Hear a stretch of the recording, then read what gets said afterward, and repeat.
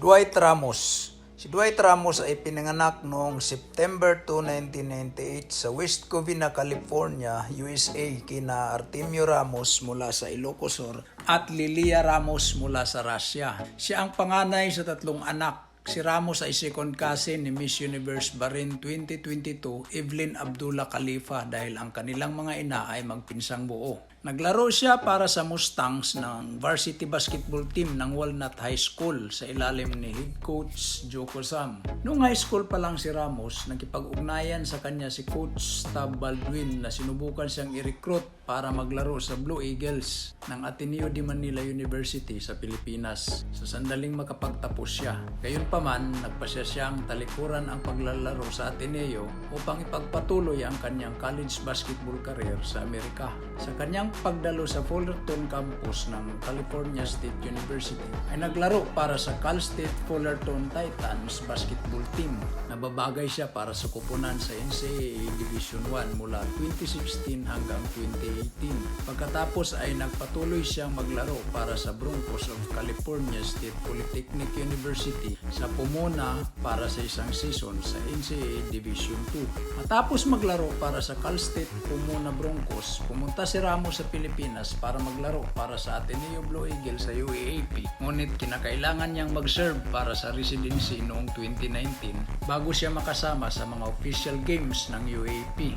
Naglaro siya para sa Ateneo sa Philippine Collegiate Champions League na tumulong sa kupunan na masungkit ang titulo ng 2019 na liga. Inasahang gagawin niya ang kanyang UAAP debut para sa Blue Eagles sa season 83. Nakansila dahil sa COVID-19 pandemic. Siya ay naging eligible na makapasok sa PBA draft noong 2021.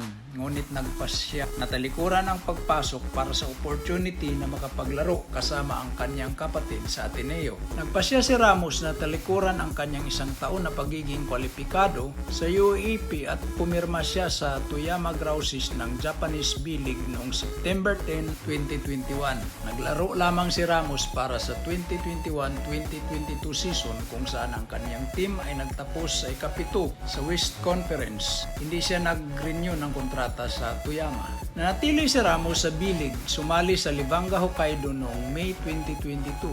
Nag-average siya ng 10.0 points, 3.9 rebounds at 2.3 assists per game sa kanyang unang season sa team. Noong June 6, 2023, pumirma siya ng contract extension sa team. Si Ramos ay naging prospective na miyembro ng Philippine team ng pamunuan nito ang unang bahagi ng 2018 nang mapabilang siya sa 23-member pool na nilalayon para sa 2023 FIBA World Cup na nagdebut siya para sa Pilipinas noong Pebrero 2020 na naglaro sa 2021 FIBA Asia Cup qualifier match laban sa Indonesia. Nanalo ang Pilipinas sa 100-70 sa laban na iyon kung saan nag-ambag si Ramos ng 5 points, 5 rebounds at 2 steals. Naglaro si Ramos sa isang squad na pinalakas ng mga manlalaro ng PBA sa unang window ng qualifiers. Dahil sa pandemya ng COVID-19, ulit-ulit na pinagpaliban ang mga kasunod na qualifier match kung saan si Ramos ay lumipad pabalik-balik sa pagitan ng Pilipinas at Amerika. Kadalasan nagsasanay sa huli kung saan mas maluwag ang mga protocol na naugnay sa pandemya. Kasama si Ramos sa 21-man pool para sa 2023 FIBA World Cup kung saan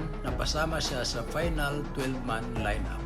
Sa kasalukuyan, kasama si Dwight Ramos sa final 12-man lineup ng Gilas Pilipinas sa pamumuno ni Coach